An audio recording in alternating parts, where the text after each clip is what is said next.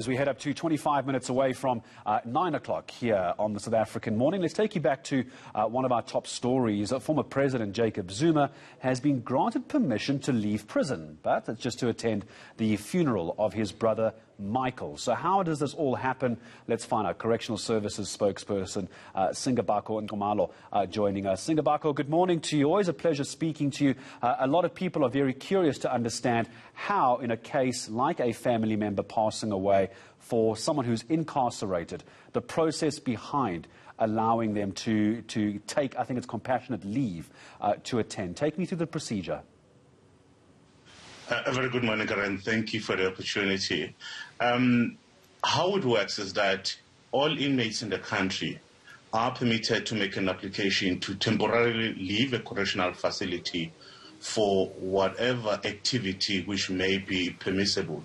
But of course, there is a specific criteria that must be aligned to, and they also need to meet those standards ascribed to that particular leave. For instance, with this particular case for the former President, Mr. Jacob Zuma, he applied to leave our facility to attend to a family bereavement. So that comes under compassionate leave. So compassionate leave is covered by Section 44(1)(a) of the Correctional Services Act, which therefore an inmate has to make an application to say, I'm requesting to leave a correctional facility temporarily to attend to a particular activity. Then we need to take that, put it into scrutiny, and then look at at our policies and see whether an inmate does meet the criteria, then thereafter make a decision. But in that application, what is key, you need to then establish the facts.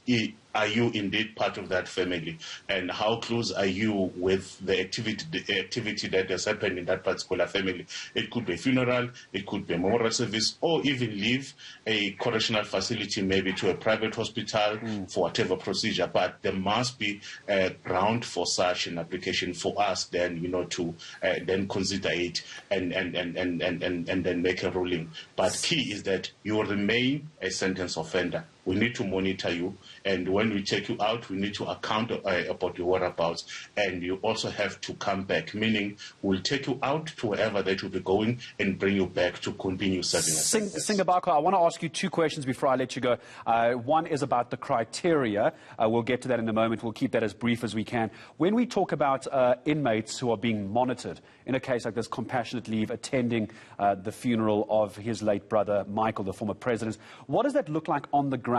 Is in this case, the former president, who's an inmate, is he transported by Correctional Services to wherever the funeral may be taking place? Would they watch over the inmate and then put him back in a vehicle and bring him back to prison? Briefly as you can, what is the mechanics behind the movement and the monitoring of this prisoner? Yes, the mechanics is that the inmate has to be safe at all times. So we take the inmate out of the facility, transport the inmate to whatever destination, monitor, look after that inmate, and bring back that inmate alive. And we need to protect that inmate should there be any other cases which may harm that particular inmate. That is our responsibility. We may request assistance from other law enforcement agencies, but we are responsible for that. Quickly, in terms of the criteria, you look at the classification of the inmate. In this case, Mr. Zuma is classified to both low risk and is a short-term sentenced inmate. And we also looked at as well in the family hierarchy to say, is it directly involved? And indeed he is, as the elder brother. So then there are certain responsibilities that he needed to perform. So, we needed to take that into consideration. Hence, we then granted the approval.